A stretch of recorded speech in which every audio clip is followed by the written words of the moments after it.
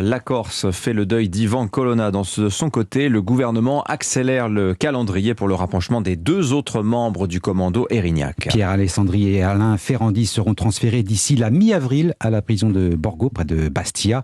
Les deux complices d'Ivan Colonna, condamnés à la perpétuité, purgeront donc le reste de leur peine en Corse.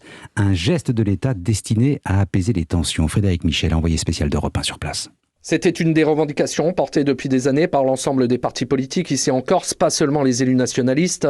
Le rapprochement des prisonniers, notamment le rapprochement du commando Erignac. Il aura donc fallu l'agression et la mort d'Ivan Colonna pour que l'État cède. Un gâchis pour ces Corses. Chez nous, on est Zariaoura. Il serait temps, depuis qu'on le demande.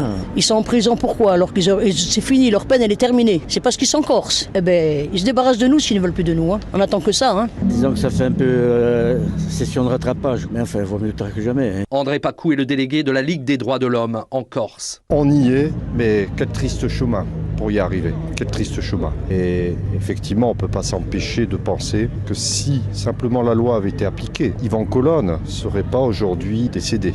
C'est ça le drame. Il y a 10 jours, la levée du statut de détenu particulièrement signalé d'Alain Ferrandi et Pierre Alessandri, condamnés à la réclusion criminelle à perpétuité, avait ouvert la voie d'un possible rapprochement. Ce n'est donc désormais plus qu'une question de semaines. Et j'ajoute qu'aucune date n'a été fixée pour les obsèques d'Ivan Colonna. Par ailleurs, le journal Libération a eu accès aux procès-verbaux de l'enquête sur la mort d'Ivan Colonna et les auditions de son assaillant.